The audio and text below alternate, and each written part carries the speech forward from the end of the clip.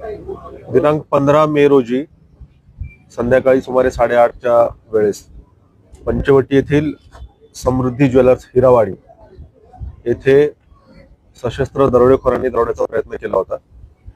यामध्ये दुकानामध्ये मास्क लावलेले सशस्त्र दरोडेखोर घुसले होते आणि त्यांनी पिस्तूलचा धाक टाकून दुकानातील सोन्या चांदीचे दागिने पळवण्याचा प्रयत्न केला।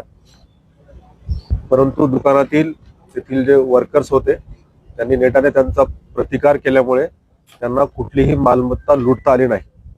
या प्रकरणामध्ये अज्ञात आरोपींच्या विरुद्ध दरोड्याचा प्रकार केल्यामुळे गुन्हा दाखल करण्यात आला होता आणि या प्रकरणामध्ये विशेष म्हणजे कुठलाही सुगावा नव्हता। या आरोपींकडे कुठलाही मोबाईल नंबर त्यांचा सुरू नव्हता। क्राइम ब्रांच युनिट 1 आणि युनिट 2 या पथकांनी अहोरात्र मेहनत घेऊन त्याचबरोबर पंचवटी पोलीस स्टेशन यांनी देखील याच्यामध्ये मेहनत घेतली। सर्वांनी मिळून 500 पेक्षा जास्त कॅमेरे सीसीटीव्ही कॅमेरे सतत ढुंडाळले आणि त्यावरून त्यांनी आरोपींचा माग काढत शेवटी या गुन्ह्यामध्ये ज्या आरोपींनी हा गुन्हा केला अशा 6 पैकी 2 आरोपींना अटक करण्यात आलेली आहे। हे 2 आरोपी पंजाब येथील आहे, एक आरोपी मोहाली येथील आहेत आणि दुसरा एक पटियाला येथील आहे। दोनही आरोपी जे ताब्यात घेतलेत अटक केले ते रेकॉर्डवरचे सराईत गुन्हेगार आहेत। त्यांनी वारंवार असे गुन्हे केलेले आहेत आणि विशेष म्हणजे कुठल्याही प्रकारचा सुगावा नसताना हा गुन्हा उघडकीस आणलेला आहे। आरोपींची ओळख 2010 मध्ये जेलमध्ये अंबाला जेलमध्ये झाली होती। त्यानंतर ते एकमेकांच्या संपर्कात होते। त्यांनी ठरवलं की आपण एकत्रित कुठेतरी दरोडा करायचा। त्या उद्देशाने ते पंजाबवरून निघाले।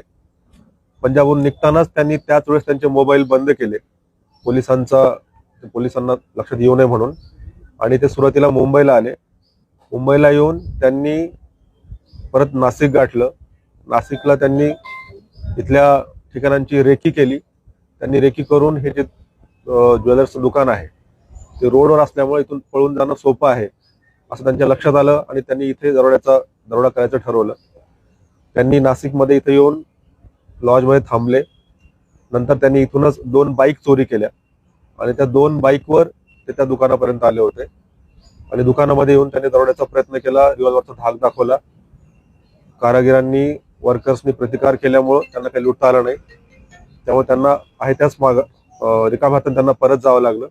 परंतु त्यांनी त्यावेळेस पिस्तलच्या बटनी डोक्यात मारहाण केल्यामुळे दुकानाचा कारागीर जखमी झाला होता। तो हॉस्पिटलमध्ये व्यवस्थित आहे, आउट ऑफ डेंजर आहे।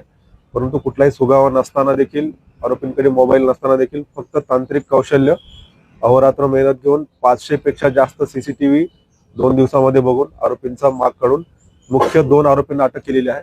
तर आरोपींचा शोध सुरू आहे। नाशिकमध्ये आरोपींचं कुठलंही कनेक्शन नव्हतं। हे रेकॉर्डवरचे सराईत गुन्हेगार आहेत।